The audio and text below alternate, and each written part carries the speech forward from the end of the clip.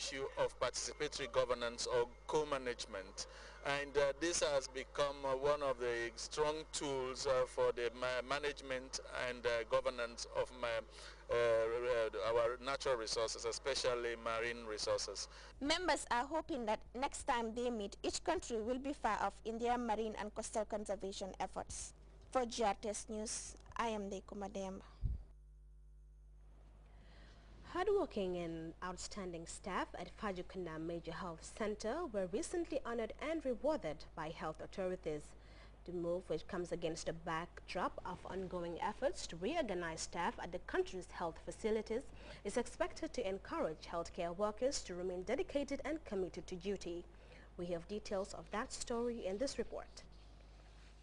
2012 started off hot for the country's health sector, more questions arising from within about the quality of healthcare delivery. They have since taken cue, answering these questions and more. Measures the health sector deems adequate are in place for a massive overhaul of the sector which deals directly with our states of well-being. The Fajukunda Major Health Center was put on the spotlight Thursday, where the achievements of certain staff were recognized and rewarded. This is the latest move by the health sector to improve healthcare service delivery, which touches on 3 of the Millennium Development Blueprints. For the past 2 months, all fingers were on the nurses. Everything nurses. Definitely this occasion has made me, as the chief nursing officer, to lift up my head and say that definitely we are working hard. 31 health practitioners to tend to more than tens of thousands of people is an obvious challenge, coupled with other predicaments they face up to. But these few, despite those circumstances, have been able to thrive and satisfy the needs of patients. The most notable of the recipients was Marie Louise Gomez, who received an award for being the most hardworking midwife and also doubled as the most outstanding unit head for the just ended year. We just accept. And Marie Louise is willing to work from 8 o'clock to 8 o'clock.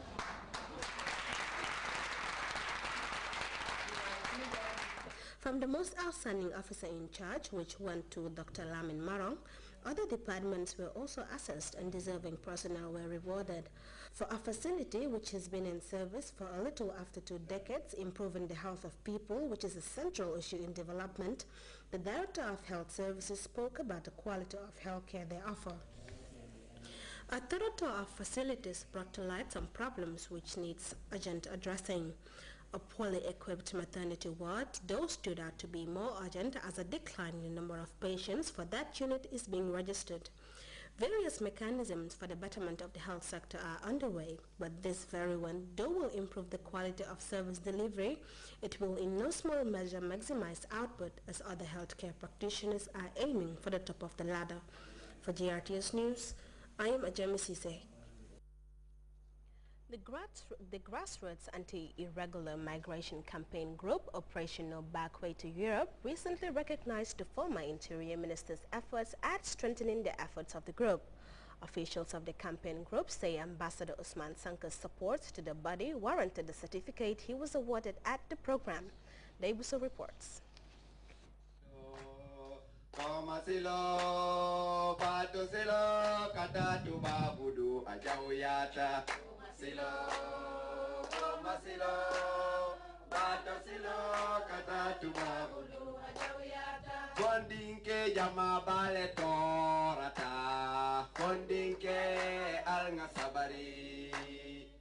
Operation No Backway to Europe (ONBI) is a young organization that sensitizes and counsels to combat illegal migration and human trafficking.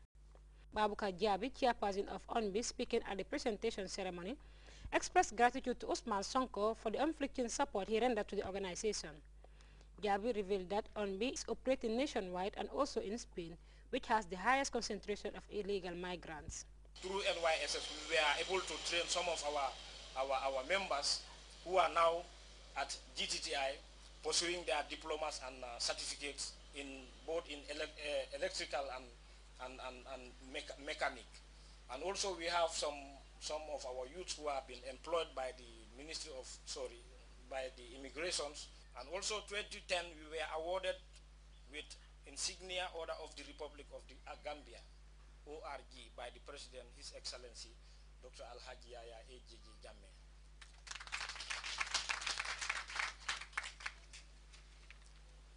same Yaya AJ Jame in 2011 donated us with a vehicle through the Honorable Usman Sonko, Ministry of Interior. Lamin Cora, ONB representative in Spain, spoke at length on the effects of illegal migrations, saying he has no doubt that Sonko will continue the good work he started in his former capacity as Minister of Interior to combat illegal migration. Going illegally, it doesn't only lose life, it lose many things. Life is more important. That's why we always talk about life.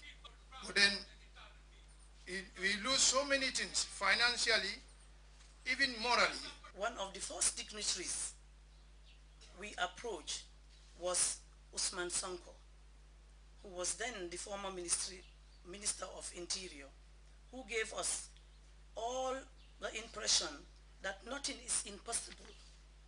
In this world, all you need is dedication and effort.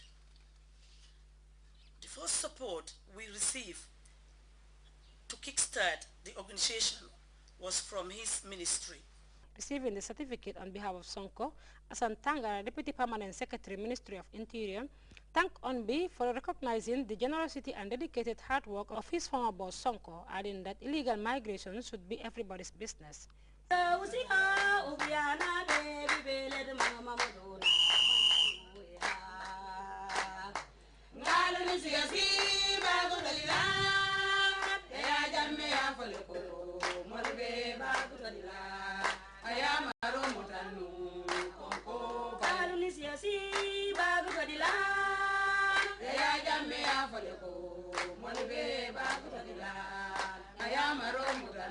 For GRTS News, I am Debuso. Ryan and Sylvia Kelly, a UK-based couple, recently donated educational and medical materials to the Methodist Church, the Gambia. The items valued at over $2 million are earmarked for the National Library, the Methodist Clinic, and the schools in Region 6. Samuel Webb picks up the rest of that story. Who focus on rendering humanitarian assistance to West Africans, but with particular attention to the Gambia. Ryan and Sylvia Kelly, a UK-based couple, recently shipped a 40-feet container of educational and medical items to the Gambia. The move, according to the donors, is part of an annual consignment sent to help the Methodist Church. But this time around, the National Library and schools in Region 6 have been added to the list of beneficiaries.